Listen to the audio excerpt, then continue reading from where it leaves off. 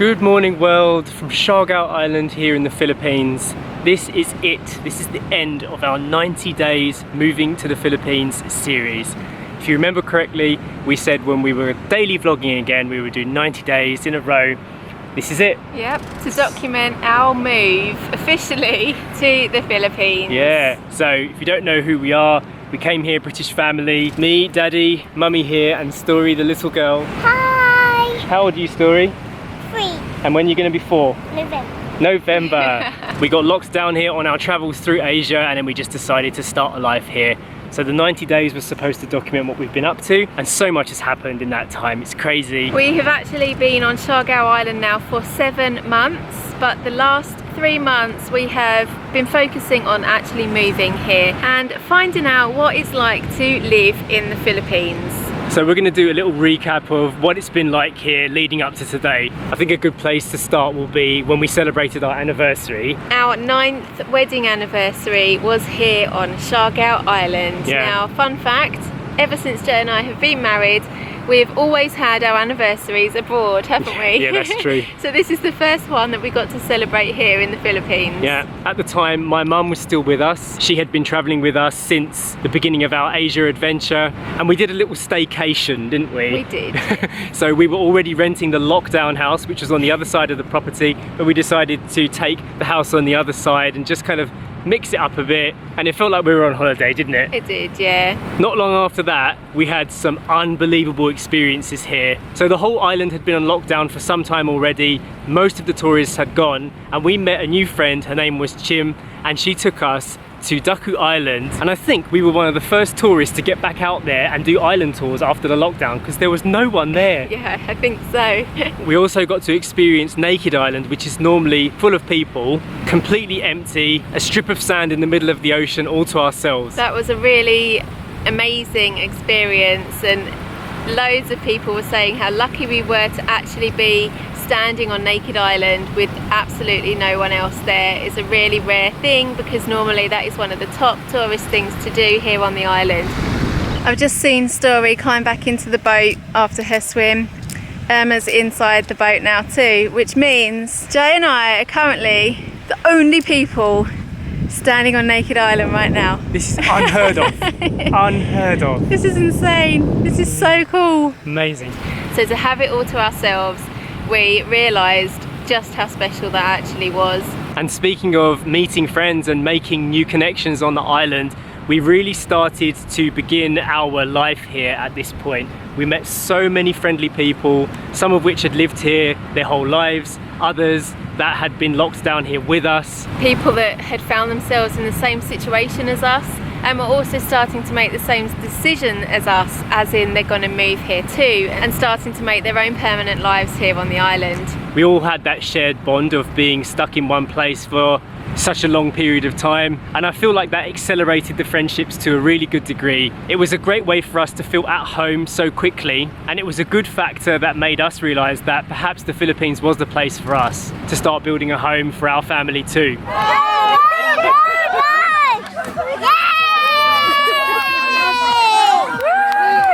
It's Daddy's turn! Go Daddy!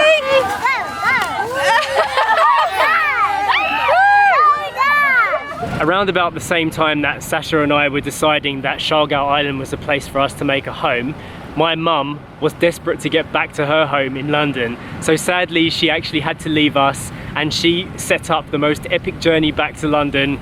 We were really worried about her actually, because it was one of the most difficult times to travel, wasn't it? Yeah, it was. And my mum was in the age risk group, but she was determined to get home, and she actually left us. We didn't say your goodbyes, huh? Oh, it's raining. Hopefully that's not a sign, eh? Well, look after my blood. Will do. Sorry, baby there. Take care, Ma. See you soon. Papa's going back to London. Just 2 of us. Just 2 of us. It was almost exactly 6 months after we had left England to go on our epic Asian adventure. And after spending 4.5 months here on the island with us, Irma left on her epic journey back to England. and she arrived back home safely. Originally we were only supposed to be on the island for 3 weeks as part of our holiday. Normally when tourists arrive on the island, their first stop is to General Luna, which is the main hub on the island, the main town. And that's located in the south side of the island. Because we now found ourselves staying here long term, we had many more opportunities to explore further afield and to explore the north of the island. After a few brief travels to the north, we quickly realised that it was somewhere that we might want to start basing our life. So we began our search for a home further up, didn't we? We did, yes. We quickly realised there was so much more to the island, so many beautiful places and areas to explore than what you first discover when you first arrive here. At this point, we'd still paid to stay in the south of the island for a while, so we took advantage of being close to all the action, as it were, and we booked Story in for her first official swimming lessons with the Siargao mermaids. And this was the start of something really epic. So Story got to dress up as a mermaid for her first lesson with teacher Chi, who's become a good friend of ours. It's been a really amazing experience for Story. She absolutely loves the lessons. They're still ongoing now, she still has them. And what a unique experience as well. We've never seen anything like this anywhere else. First time in the Philippines. And Story absolutely loves the water. And this was the start of Story's journey of becoming a real island girl, I think. Yeah. Even though Story couldn't swim yet, she was never phased to go in the water or go into the sea. And because of this, she was jumping on surfboards and just really enjoying being outside in the ocean. And she had her first go on a proper surfboard. Yeah, like an impromptu surf lesson with our friend Martin. She absolutely loved it. It's such a big board and she looks so small on it, but she absolutely loved being in the water, and that's how we knew that we'd made the right decision to start life here on the island and by the sea. Everybody knows that moving to a country isn't all beauty and joy, but we did receive our first packages here on the island, and that was exciting for us because it meant that we were truly building a home. We received a gift, a picture of our dog Eden, who was painted onto a stone from somebody here in the Philippines. We also received some items that my mum had sent out to us that we had left behind in England before our trip, and it was just nice. Like Jay just said, it meant that we were now building a home here and we were starting to collect our stuff back. Transitioning from holiday to home. Quite a big moment in our Philippines life here was when we left Siargao for the first time after being on official lockdown for months. I was a little bit worried about it at the time because we had no idea the geography of where we were at the time. Yes, and we left to go over to the next island, Siargao, for our first visa extension, meaning we could stay longer in the Philippines. Yeah, we found it really exciting because it was a complete contrast to Siargao Island, and it made us excited about the prospect of future travel as well. Upon returning to Siargao, one of the things we've always wanted to do was grow our own food. It's gonna be Spanish? Yeah, look how much. I hope there's any frogs around here. There's probably going to be a frog somewhere. During this lockdown process, a lot of people were growing their own food around the world, and we'd been learning from tutorials, and finally, after months of trying, we finally reaped the reward of our first crop, our first little harvest of spinach leaves that my mum had actually planted when she started her lockdown journey. Yeah. It was a big moment for us. It was, and it was like a little memory of your mum as well, because even though she was no longer with us, we were now eating the food that she had grown. And that wasn't the only thing we decided to grow. I really wanted to start growing my hair to fit in with the island vibe. I've been looking at all these surfers with long hair, and I thought, what would I look like with long hair? And so I decided at the beginning of our little journey moving to the Philippines that I would just not cut it anymore. This is still an ongoing experiment, but I'm looking forward to seeing how big my hair is going to grow. Hopefully it'll look like Story's curls. Yeah. You're too old for these hairbands.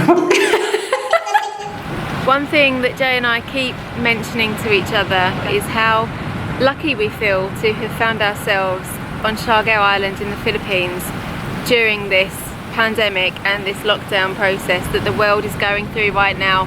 We have had so many peaceful moments in these stressful times, and we just feel so grateful for that the island was able to give us that space to be free.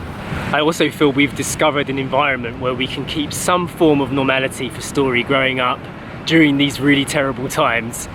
It's like a utopia. Up until very recently, we've had no cases of the virus on the island, and that allowed us to feel a little bit more free and to enjoy time on the beaches, out in nature, even sometimes with friends, and we're really grateful for that.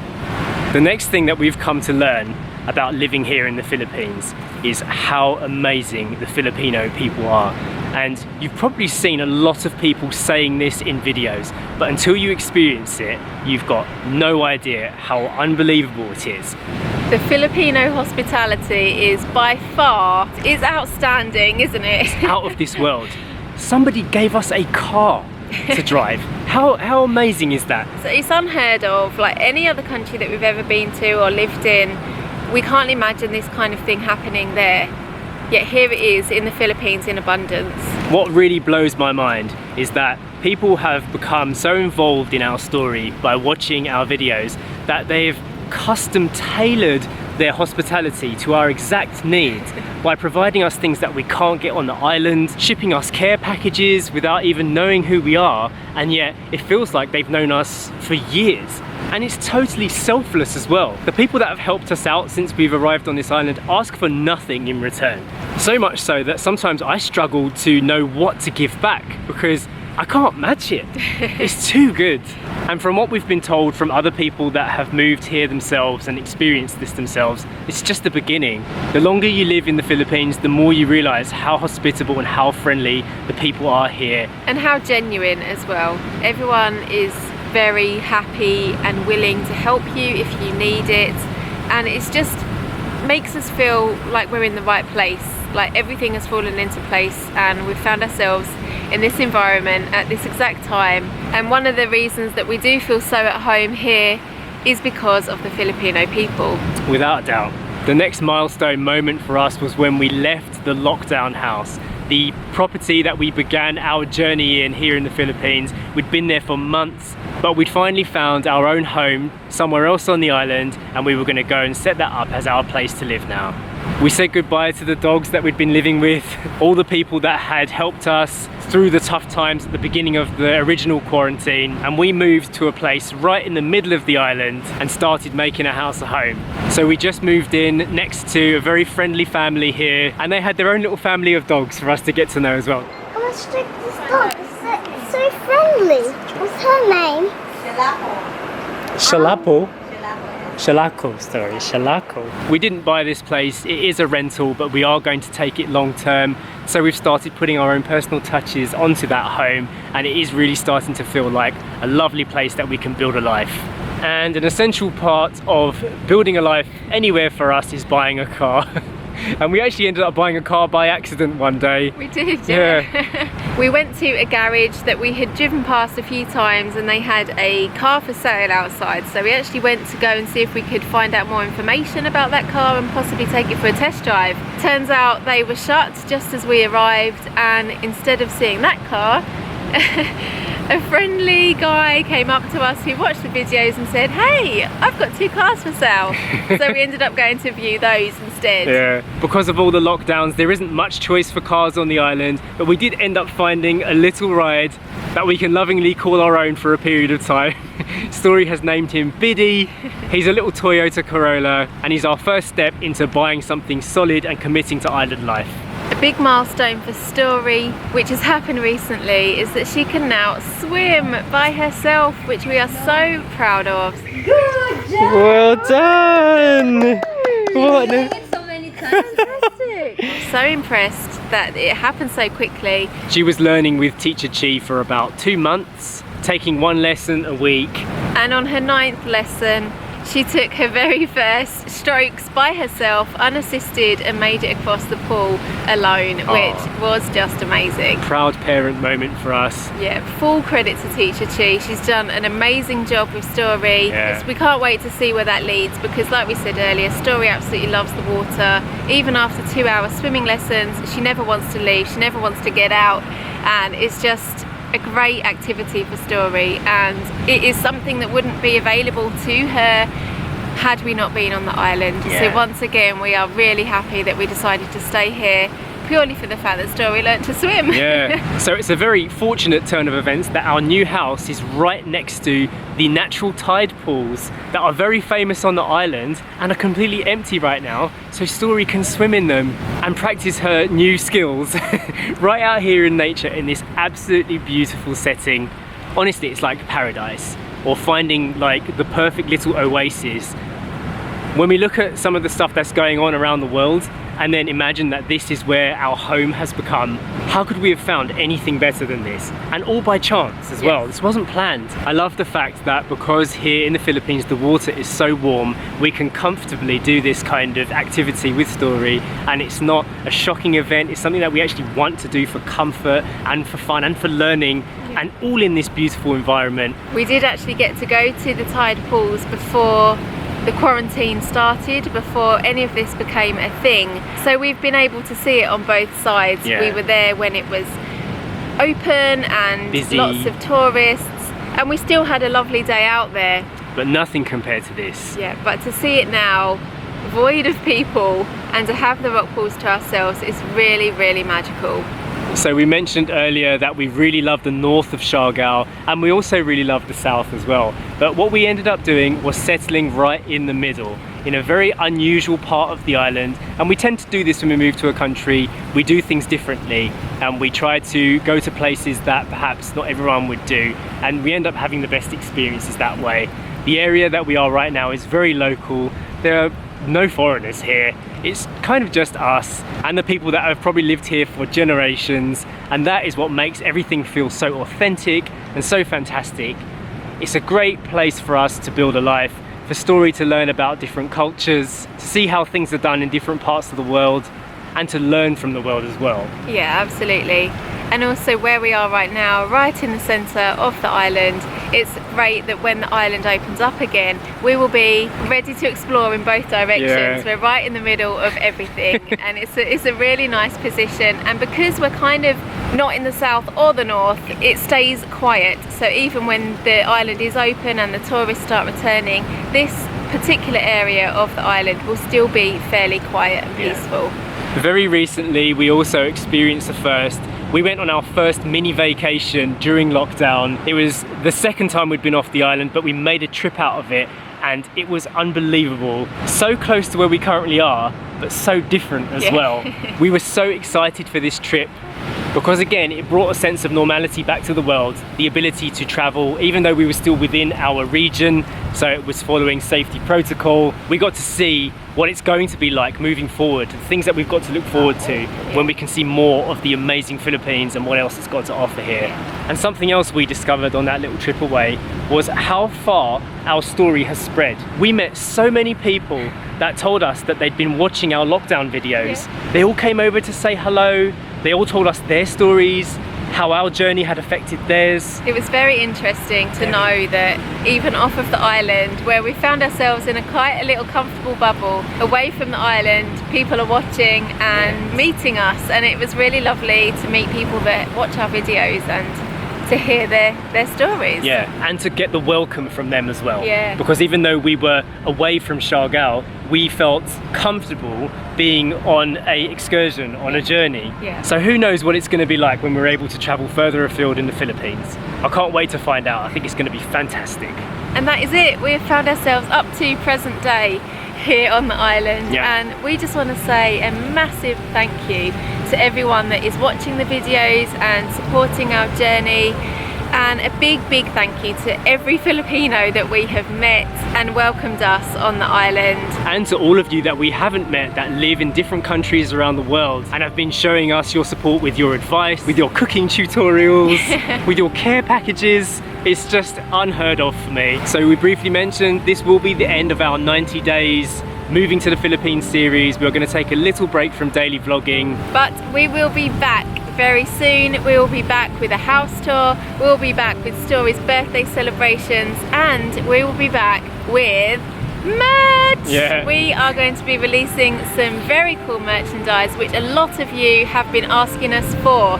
It is coming. Yeah, it's actually done, and we're going to get that all ready for you when we stop doing the daily vlogs for a while, and we'll reveal it to you later. Yeah, we're really excited about it and we hope you like it. So that is what we will be returning with. We also have 2 special videos we've been meaning to share. Sasha's surfing lesson from before lockdown, Yes. and also our experience at Sagal Lagoon, which is a beautiful place off of this island. Fantastic footage to share, I'm sure you're going to enjoy it. Yes, so keep your eyes peeled for those videos coming very soon. And we'll see you next time. Bye! Bye!